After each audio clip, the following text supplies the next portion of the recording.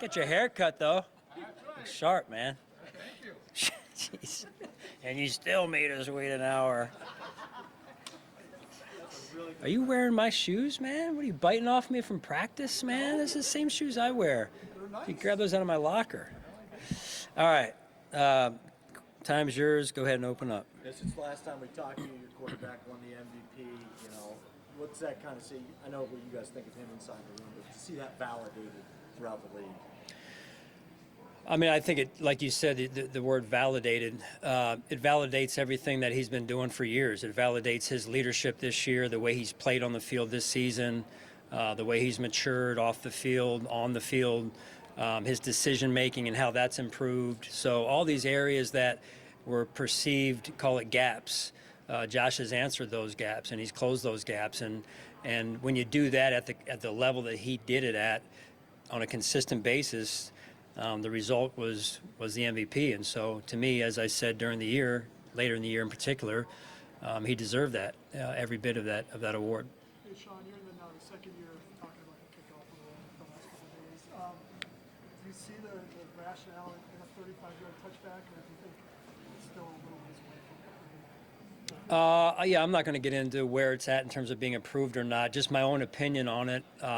We know the obvious thing is you're going to get more potential returns, which I think is good for the game personally. So, you never know when you move things a little bit, even if small tweaks, kind of the residual effects of other, of those tweaks, right? So you're never really sure how the overall game is going to get affected. But I like where and what the kickoff did this year for our game. Do we leave it alone, or do we move it a little bit just to the right or to the left? And so we'll see where that goes. So you reportedly made a change as special teams coordinator. Did you confirm that you moved on from Matthew Smiley? What went into that decision? Yeah, I did. I can confirm that. It's a hard business, right? Unfortunate part of the business, the hard part of my job. And those decisions are hard decisions. And so, I know what I said after the season there. And for me, it's wanting to take my time and go through it and making sure that I fully evaluate the position, but also where we need to go with that position. And so that was the reason for the timing on it. Matthew Smiley is a heck of a person, heck of a coach, and I can't thank him and his family enough. Sean, can you also break down the other coaching moves you made? Yeah. I'll go through some of them. So we added Ryan Nielsen as senior defensive assistant. Ryan's been a coordinator the last two stops, one in Jacksonville and then prior to that in Atlanta. Before that, Ryan's expertise as a position coach was really coming up as a defensive line coach in New Orleans in particular, and then some other spots before that. So Ryan's going to help us out on defense overall. His main focus is going to be the defensive line. What do you like about Well, I've been tracking Tabe's just his career. You guys probably do the same thing. You're coming up around the same age, and you're seeing people who are really good at what they do. Naturally, you keep tabs on them. You become friends through the business, through the profession, and Tabes has been usually tied up, as many of these good veteran coaches are. And so, this year, him being out this past season, coming off of his time at Carolina, offered me an opportunity to interview him and spend some time with him, and then make the hire.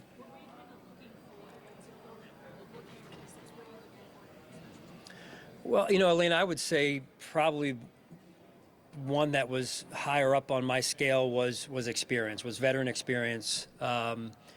It's not all that different in terms of hiring Coach Cromer, right? Just in terms of veteran experienced position coach, in this case coordinator, that's had a lot of success. So, when you can get a coach like that, they're hard to come by, number one. And so when you can get your hands on one, I think you got to take the swing, and that's what I decided to do.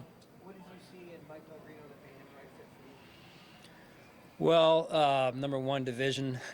We basically swapped with New England and with Coach Booker going there, and then Mike coming here. So happy to have Mike and his family. I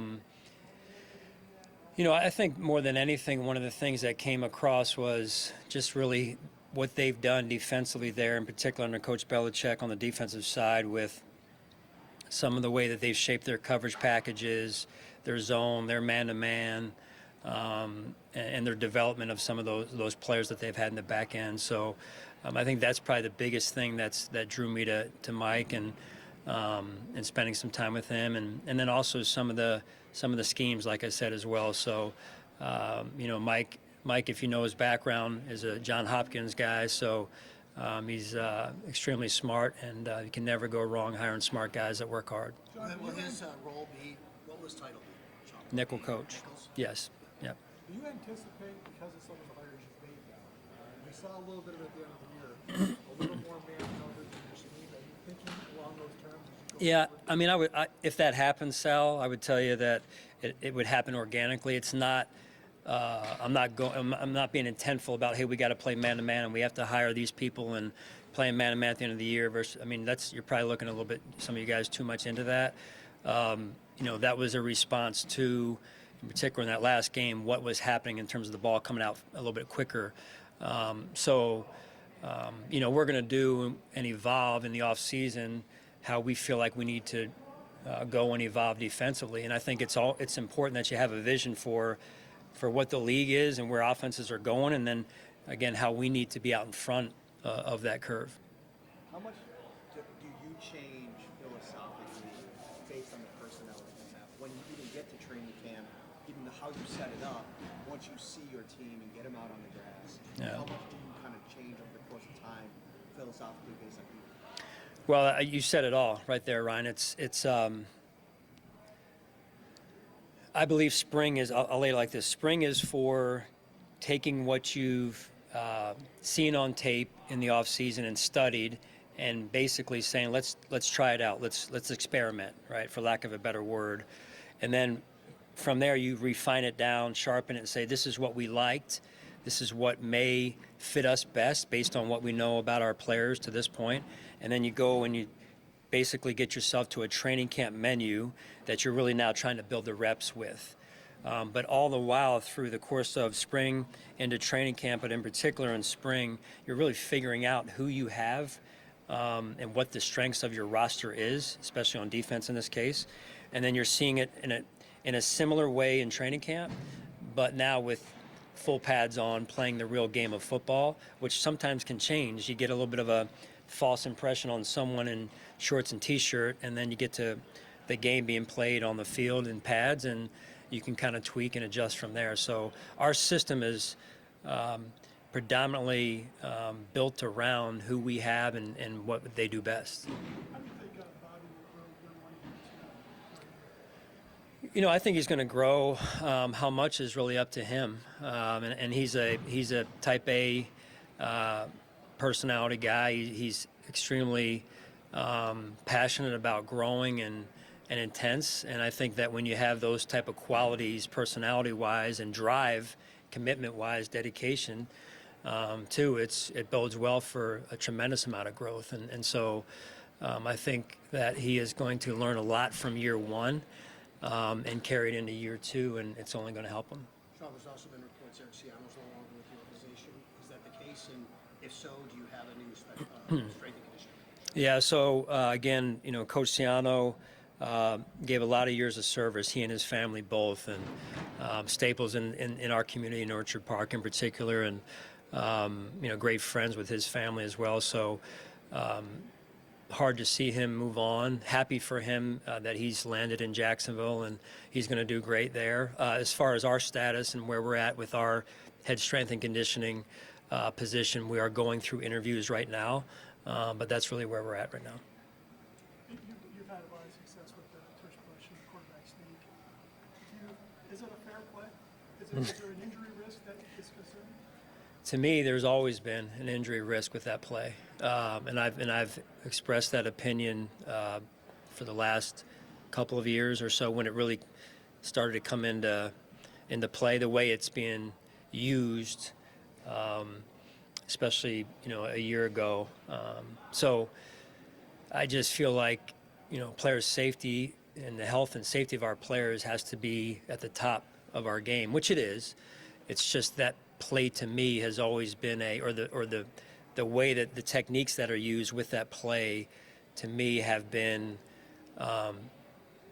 potentially contrary to the health and safety of the players, and so again, you have to go back though in fairness to the injury data on the play, but I just think the optics of it I'm not in love with. Sean, obviously, the performance about the defensive front, Philadelphia's win over Kansas City was widely talked about. We know you're feeling good about the position, but does it almost even ratchet things up a level to really emphasize the importance that group needs to be for you?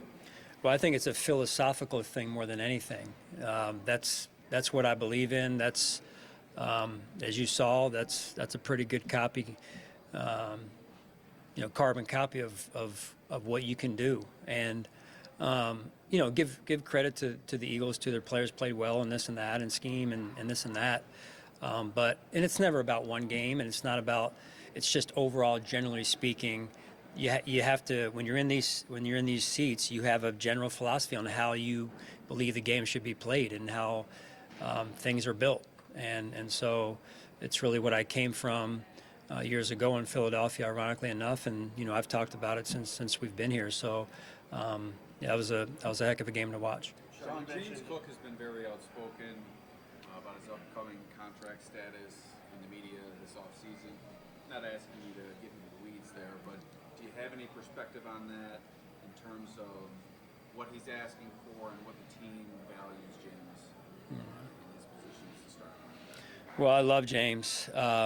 When you're a coach, I'm going to take the business part out of it for a second, if I can. When you're a coach and you're on the field with these players and you're in the meetings and you're watching them develop on the field, off the field, he's a great example of one of the joys of that comes with coaching is developing and watching a young man develop in both of those areas, and then to go on the field in this case, this year in particular, and have the success that he experienced and how he helped our team. It's just a great feeling as a coach to watch a young man do what he did, and the business part is going to take care of itself. Brandon, I know, is on top of that, and he will be on top of that moving forward. Sean, going back to John's question about the defensive line and what the Eagles were able to do, and maybe the blueprint for beating that team that you guys are trying to get past in the Chiefs. You mentioned Coach Nielsen and him having a focus on the defensive line. Is that an area that maybe you've identified here after the season as a group that you need to see a collective improvement from up front there? Well, I don't think you can ever have enough good coaches, in particular at those critical positions. And so when Coach Nielsen came available, again, you look at his career and where he went, and it's hard to get your hands on. And I'll use the defensive line. It's hard to get your hands on really good defensive line coaches, and he has that pedigree. He's had that success at that position. So the short answer on it is it's about acquiring a really good football coach that happens to be a defensive line coach as well, and he'll team with Marcus and Rebs as well in that position. And so when you can put good coaches around yourself as a head coach, who have been there and done that at a high level, it bodes for good things in the future. And so techniques, fundamentals, intensity, I'm just talking about the things that from a coaching standpoint. So, anyway, from a coaching standpoint, those are the pieces that I control, and I'm always trying to add the best possible coaches that I can. John, I remember last year you talked about how at some point in the offseason last year, you talked about how imperative it was to you needed to get a field stretcher on offense. And A field stretcher, stretcher yeah. as a receiver. Yeah. You really didn't get that guy. You had a lot of guys that were intermediate. Is that a need that you have to address, whether it's free agency or the draft? Well, without getting too much into strategy and whatnot, I am a believer in that speed, stretching the field. Not just vertically, but horizontally and vertically. I think it just opens up a defense, and so I thought we did that at times. Probably not enough this year, and not just throwing the ball deep. It doesn't always mean that. It means taking a short pass and taking it you know, and some good rack yards for us in production. So I thought overall we did some good things in that wide receiver room. I really do. Can you always benefit from adding more speed? Absolutely. Yeah. Just expanding on that, can you talk about the development of Keon Coleman, and then on top of that, what you think of the wide receiver class this year? Well, I'll just start with the wide receiver class this year. My exposure is 0.0, and these guys, the local people, know that that's what it is almost every year I come here. Usually, thankfully, because we play later in the year in the playoffs, but also because I like to come in with a blank slate for the most part and then make my own evaluation and opinion on the player. As far as Keon goes, I thought he had an up and down first season. I really do. And I mentioned that after the year. I thought he got off to a start that he built momentum through, and then he got injured. And then from there on, it was rather rocky, I would say. And we're looking for him to learn from those moments of adversity and come back and have a really, really, really strong off season and get himself going into the start of season 2 here. When you have a conversation with a very young player like him in particular, who seems to have a lot of positive energy around him, how do you respond to that kind of evaluation? I mean, he's a good young man that just as most young players don't always know what they don't know about the league and how hard this league is, and so it's more constructive style conversation and topics with how we can move forward together and what you have to do, the process between now and the start of the off-season program in March and April. So that's really what it's about, and until you've gone through it, you haven't gone through it. And so just trying to build awareness of what you need to do. There's a lot of people who come in and have a good first year, and then another rookie at the same position doesn't have the same level of success. And then what you find, and it's kind of human nature, is the person who had great success that first season kind of relaxes a little bit and downshifts, thinking that they understand how this league works. And it's actually the player that didn't play much in the first year comes and has a better second year than the first player does. And it's just a weird dynamic to me, but it really makes sense when you think about it. Like, you have to stay urgent. You have to stay on the gas, or this league will eat you up, whether you're a player, a coach, whatever it is. And that takes a certain type of person with a certain drive and determination and fire in their heart. And it's going to be Keon's turn to show that he has that this offseason. Hey, Sean, Benford had back-to-back concussions. Has he been cleared to go? Yes, he's been cleared. He left. Don't quote me on this, Ryan, but I think within a week after the season ended, he was cleared to go. Yeah. Sean, Tommy Doyle announced his retirement. I know that he hasn't played, unfortunately, the last couple of years. Yeah. But you had him around a lot, and he was with the guys. Can you just kind of take us into your relationship with him and watching him, and unfortunately having to call him? Yeah, I mean, you're getting into now some personal stories, right? Just if a movie could be made about Tommy Doyle, there needs to be a movie made. Just because of what I'm saying is, you see these personal interest stories that pop up on shows, and before, watching the USA play Canada the other night, and these personal interest stories that are popping up about the players on each team and the stories. And it's just, to me, fascinating to listen to the journey of how these players get to where they're at. Tommy, no different, right? Comes in, drafted where he was drafted, and gets off to a really, really good start, and then experiences what he went through. And then that journey, that next chapter of his life and his career began. And to watch him handle that in the way that he handled that, not only did it inspire me, it inspired everybody in our building. And to watch a young man grow in his faith in God through the course of that, to me is, again, the NFL is hard. The NFL, I understand, is about results, but it's awesome to see when a young man is able to handle an adverse situation and really come out of it.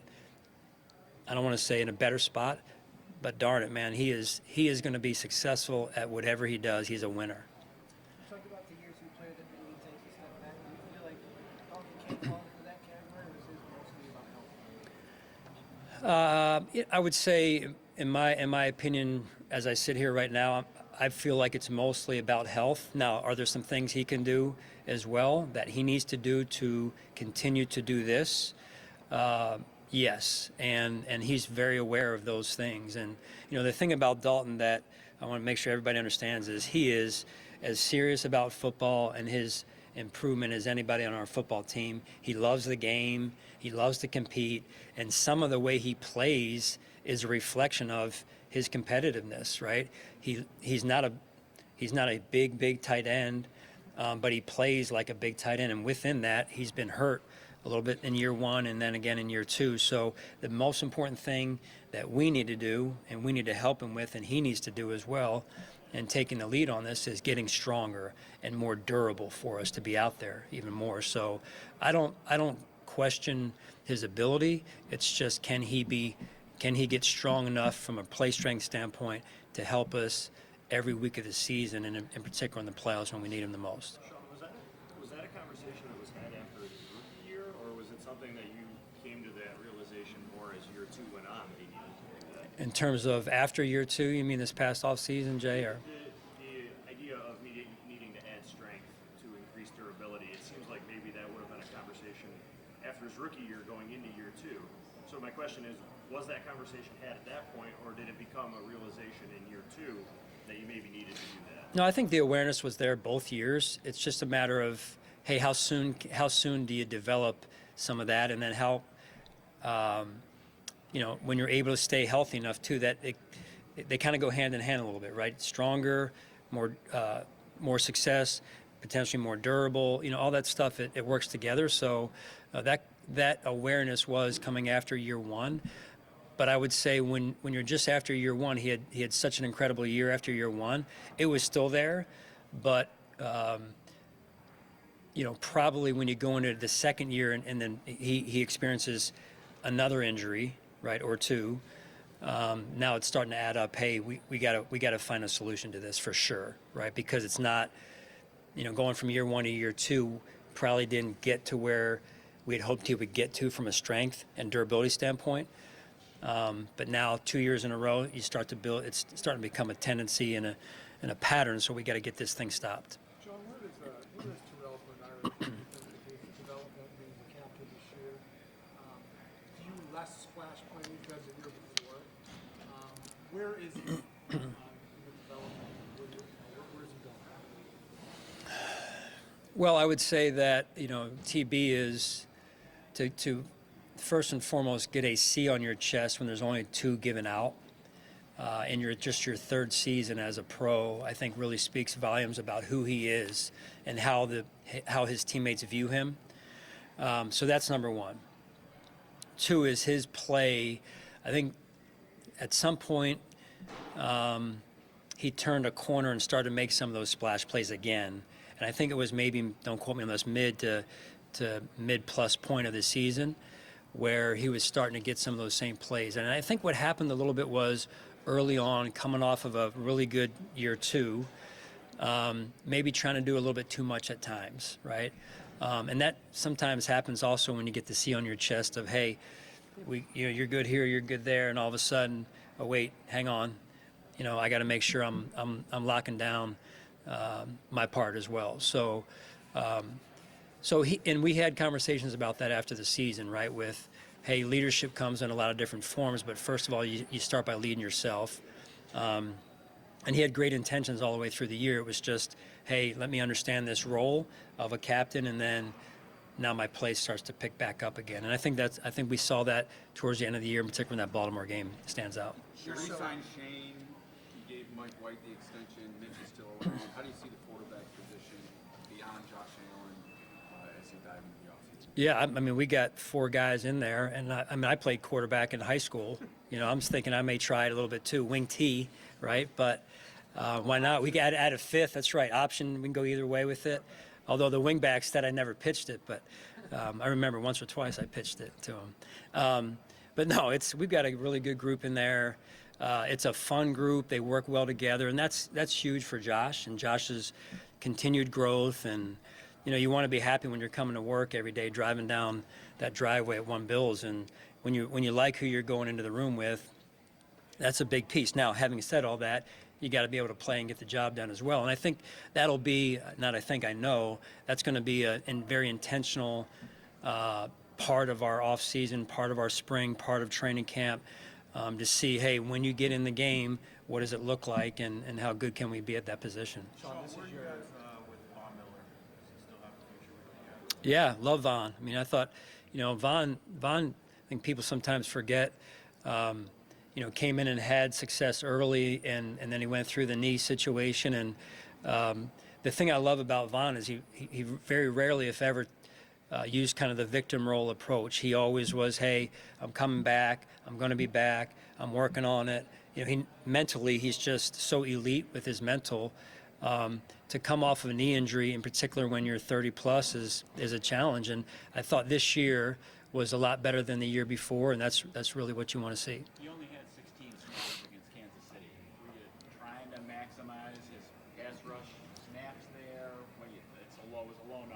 Yeah, it was low. Ideally you can get him into third down, and I didn't think we won enough first downs or second downs, early downs, to get him into third down or third and long enough, mark in that capacity. So sometimes those go hand in hand, and ultimately it's also a role feeling the game on the sideline too. And hey, we're not getting into a lot of third downs, so let's get Von some work on first and second. So those go hand in hand as well. Sean, this will be your 8th draft with Brandon.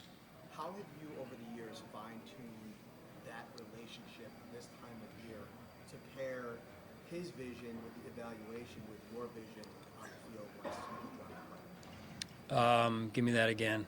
How have you been able to kind of streamline the process of matching his evaluation, his team's evaluation with your plan for once that In terms of what philosophically, just getting them in a the position vision. to contribute right away? You talking about first year players, or? Well, I think this year, and I know it's talked about every year, but we play the players that are good enough to play. Like, we have no agenda on, hey, this player, because he was drafted in this round, must play over the undrafted player. And I think Joe Andreessen's a great example of that, right? I'm just not a big believer in that, and I know Brandon isn't either. It's the players that are ready to play, they play, and the players that earn the jobs are usually the ones that are ready to play the most, and they do the best in the preseason. Now, as I've said before, there's a little bit of, hey, feet in the ground, a little bit of roots, a little bit of foundation for those that started the year before. So it's going to take a little bit more to beat those players out. But really, and I learned this from Brian Dawkins years ago in Philadelphia, when you go to camp, when you go to training camp, every player's goal should be, I'm making the team. And even if you're an all-pro, like Brian Dawkins and Hall of Famer, it's make the team, and it's got to be earned. And so when a player like that takes that approach, I think all of us, coaches included, can take that approach. Great transition from Ryan Dawkins. I was just going to ask you about safeties. And you got Cole Bishop, who got his feet wet. Yep. Tamar's a free agent. Taylor obviously was hurt at the end of the year. How do you assess that position, and is Cole maybe ready to step up into a bigger role? Well, I think we'll see, honestly. You never really know, but it's important. When you draft players, that they come in and they play, whether it's year 1, year 2, whatever. Usually there's hey, if you haven't played by the end of training camp at year 3, something could be going on, right? So I think in Cole's situation, we'll be counting on him to have an impact on our defense. One of the biggest challenges that he went through last year was the injury during training camp, I believe it was, or a lot of training camp. And then he got behind, quite frankly. And so I think more than anything, it's what is he, similar to Dalton, similar to a lot of the players going from year 1 to year 2, what does he come back looking like, right? Does he come back looking like he just busted his tail when in the time when he was away from us, and he was a madman and getting himself ready to go and to really kick some tail out there, and he has a mastery of the defense, and he's coming back, and now he's not thinking he's just playing. We'll know. I mean, we'll know. It doesn't take long to know when a guy walks back in the building if he's worked or not. I have a lot of confidence Cole's wired the way that he will be a player that will put in the time and work. But again, you really don't know until the player comes back. So I'm not going to sit here and make guarantees he's going to do this or that. At the end of the day, he's going to have a chance to win the job. And, that's when you draft a player where we drafted him. You want him to win that job. But he's got to do it. We can't do it for him. Hey, Sean, when you guys start talking to players this week in that meeting, do you observe or do you really ask a lot of questions? You personally? A little bit of both. A little bit of both. So the way we do it, and I don't want to give away, Brandon's secrets and strategy in the meeting room, but there's a little bit of film involved and a little bit of get to know you, but more so, we kind of already know the background on them, and so, usually Brandon will start off with a couple questions, and then the coaches, the position coach in particular, or the coordinator, will get onto the film with the players. So I kind of jump in where I feel like I need to, whether it's on a personal thing that I'm just not feeling great about that the player may have talked about, or something that's not jiving with their answers coming off of the film from a mental standpoint. So it's hard, 15 minutes, and especially with the way these guys are, taught, educated, however you want to say it. You can kind of come across one way for 15 minutes and then be somebody else a little bit on the field, off the field, outside of those 15 minutes, right? So it's trying to find in those 15 minutes a little bit of gut instinct on what we're looking at, what we're dealing with. Follow up on that. When you have a top 30 guy come to the facility, do you always spend one-on-one time with that player? Yes, yeah. Is that? And it's not always one-on-one. It's usually either one-on-one or it's in a leadership group. Myself, Brandon, some of our other top-level scouts usually sit down together if we can and meet with the prospect. Just curious about the coaching of the prospects. Was there a time frame that you can remember where you went, oh wow, these guys know the answers to the test before we give them the test? I think it's evolved over the years. It's been a gradual evolution, right? Which is what you'd expect year to year. The agents, hire people to get them ready, and the agents are becoming more and more aware. And then, honestly, more exposure into what happens allows for more awareness, and then more, educating, right, on the field and off the field and classroom and how the meeting's going to go and running the 40. I mean, you go back over the years to the guys that have, blown up the combine test, right, and then get drafted up here, and they're really good athletes, but the game is played on a field, and it's not a 40-yard dash. So it's that blend, right? Because you guys know it. When somebody comes out here and runs a 4 whatever, or jumps, yay high, all of a sudden they start moved up on people's boards, and, can they play the game? That's what I'm most interested in. Guys good? All right, good to see everyone.